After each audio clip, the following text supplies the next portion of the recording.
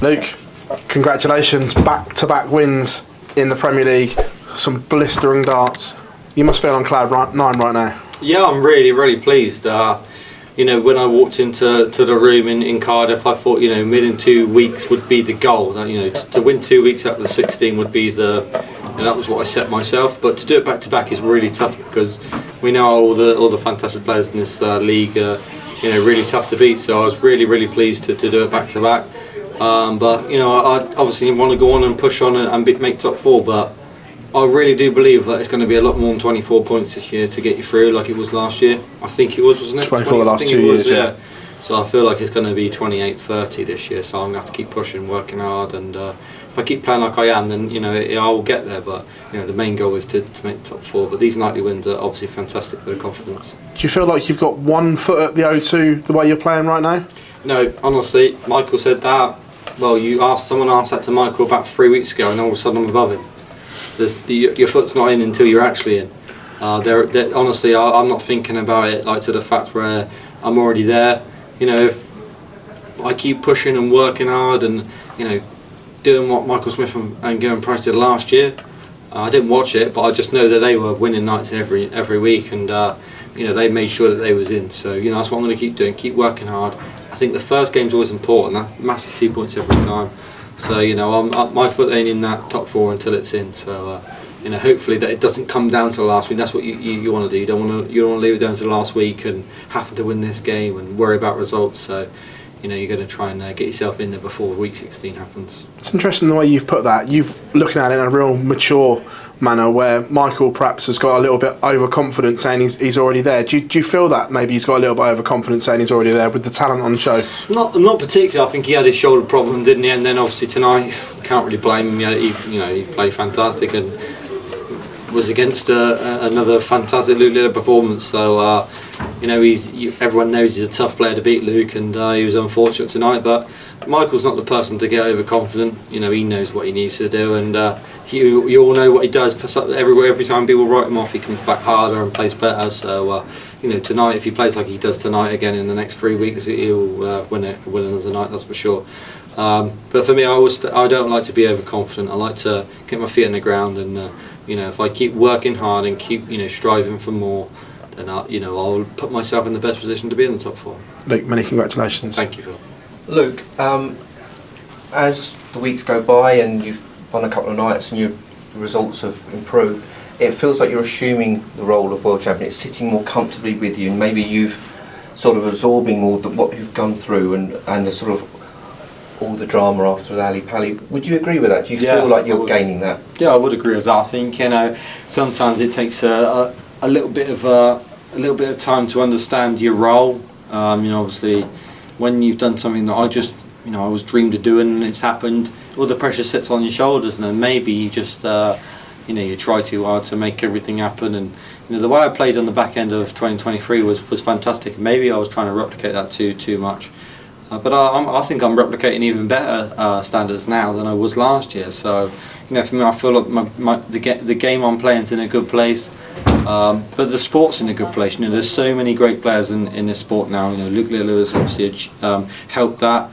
I think you got me, Michael, and Luke, and then Rob Cross all in massive form. But you got Gezi Price, Peter Wright, all these, Nathan Aspinall, Mark Smith, all these people that can turn the form on straight away. So, for me, I think the sport's in such a great place. It really does excite me as someone that hopes that he's got many more years in the future of this sport. And as I said, now the euphoria has died down, and now you're getting results. Does that mean when you relax, it means it's maybe easier to get results? You're not thinking about it as much, maybe. Yeah, I think as a professional player, when you relax, you probably play your best dart. Sometimes you try too hard, and it does happen. It happens to me. It happens to every professional. Sometimes you try too hard to play well, but when you're relaxed, it's when you play your best. So for me, I felt like the last 2 to 3 weeks I've been more relaxed than ever, and I've produced more of my best. In the Premier League, I think I've done all right. To be honest, I think I've played a lot of great games, and not so many under par games. So if I keep playing the way I have been, then for me the sky's the limit.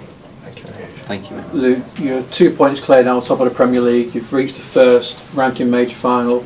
of 2024? Considering somebody called you the worst world champion we've had, it's not too bad, is it? Yeah, I don't think it's too bad, to be honest. I think, it's you get some people that get too worried about the start. I think what people don't understand is the start I had this year is exactly the same as last year.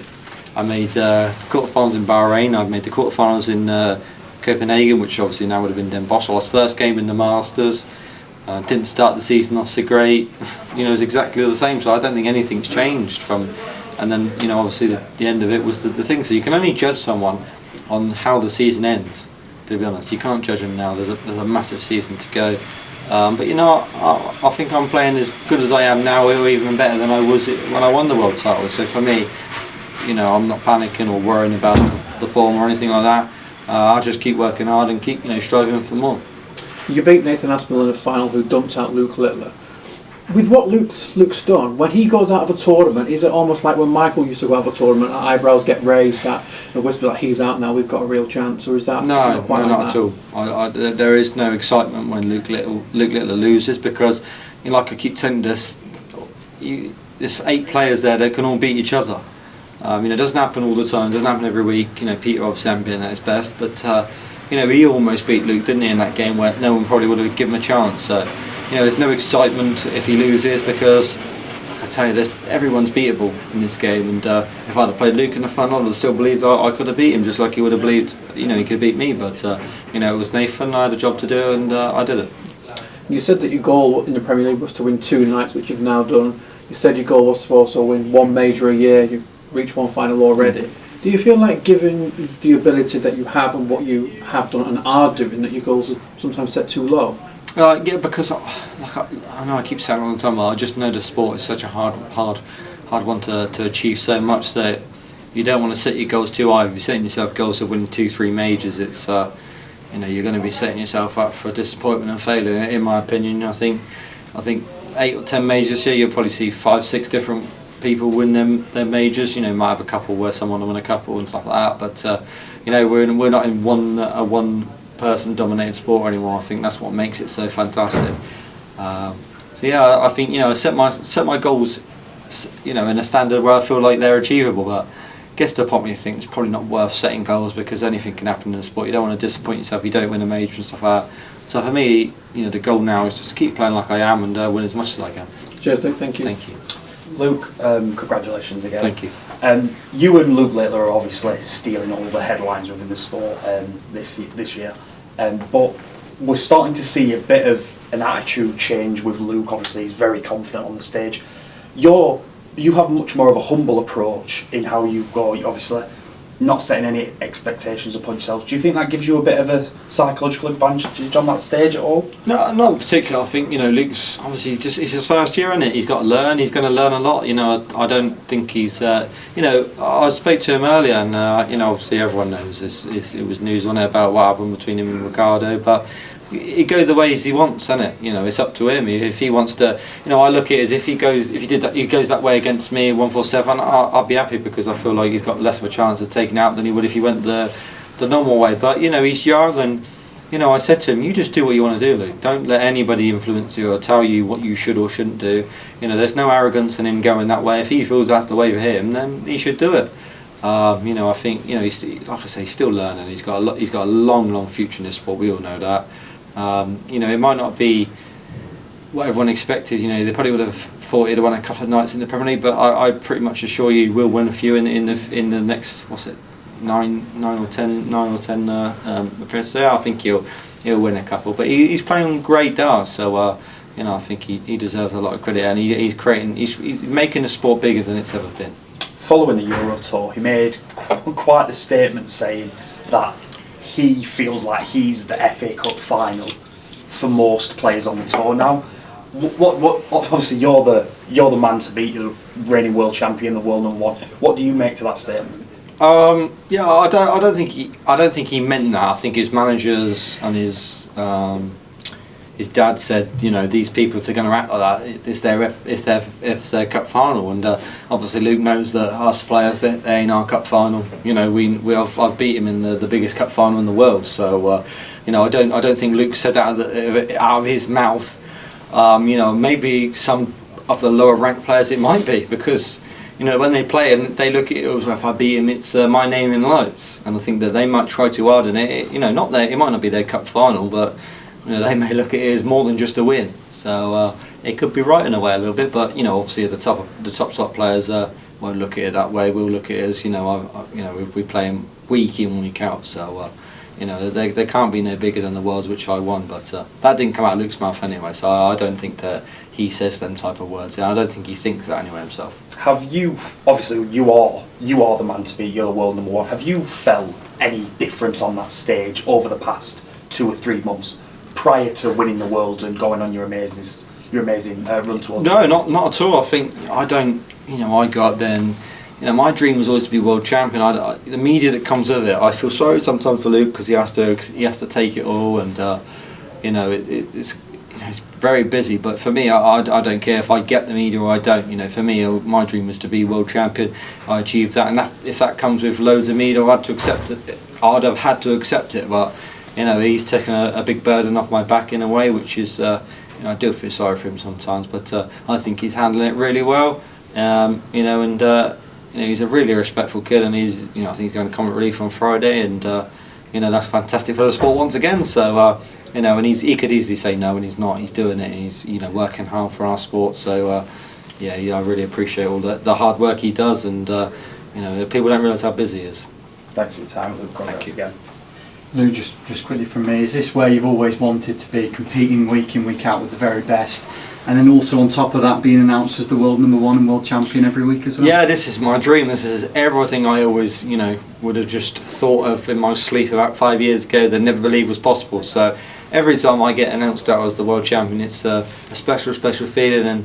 And for me, even if I don't win the world championships next year, I'll always get announced as a former world champion. That's always going to be on my resume now. So it's exciting. It's an exciting prospect for me because you never really know what you can achieve in the sport until it happens. So yeah, it is, like you say, a really lovely feeling. I do really feel I belong here, and this is the grounds that I want to keep playing in, and Premier League, it really is all I expected it to be.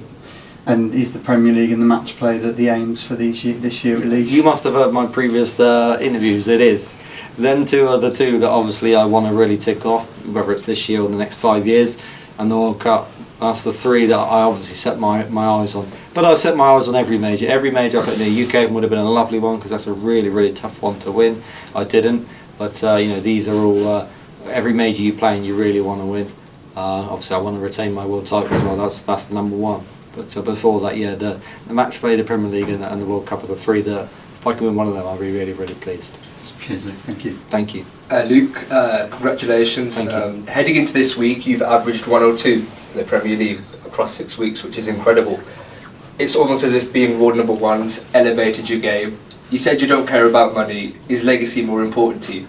Yeah, it is. I think, look, what I mean is if you keep striving for more and keep winning, the money takes care of itself. So, when you're up there and you want to double to win the night, you're not thinking, oh, it's 10 grand in my back pocket. You're really not. You're thinking, it's 5 points, it's massive. Put yourself in the semi-finals, and obviously you can win more, can't you? So, money does not motivate me. Winning titles really does now. The feeling of winning, it means much more than anything. So, as I walked off, I was, the money can't buy that sort of feeling you feel. I was really pleased with tonight. I expected a tough night, and I got a tough night, so I'm really pleased that I won it. And prior to this tournament, you've announced you're not going to take part in the Players' Championship 5 and 6 in Germany. Is there a particular reason for that? Or? Well, honestly, it's one reason is that my schedule would have been 10 days away from home, and I've got a young son and a stepdaughter and a family that I owe it to them to be at home a little bit more. So it's a nightmare getting to the place as well from where I live, Manchester. It's like 2 flights or a flight and then a 3-hour train, and it's really tiring. So I had to break it up, to be honest. I can't do 10 days away. Like I said, I've got a young son and I'll miss him too much. So as much as I love playing darts, there has to become a break in between where I have to understand that I can't play and everything. And I get to go home tomorrow morning and see him for a day, and then I go away again for an exhibition. But come back on the Sunday, which I wouldn't have done. Then I get Monday, Tuesday, and then fly away Wednesday again. So it's really tough, but you have to manage it. And obviously you wear the blue shirt. We've seen you wear the red in Bahrain. Are we going to see green for Ireland? Well, we was gonna, But unfortunately, a few of my shirts got lost at the start. I had a Cardiff one, a Berlin one. I had a few ready-made, and unfortunately they got lost and I didn't get them. So I thought I can't really do it halfway through. But you know, my granddad was Irish, fully Irish. He was born in Ireland. My mum's half Irish. So you know, it's a special place for me. And you know, I haven't actually played in Dublin before, like on the stage. I think I qualified for the Grand Prix the year after it left there. So you know, it's going to be very special, especially for my mum, to watch me play in a country where her dad was born. So very special place for me. And I've heard that it's one of the best crowds. So I am honestly really looking forward to next week to the show. And I hope I can get the hat trick and win it in not my home country, but for my family's sake, it's their second country. Cheers. Thank you.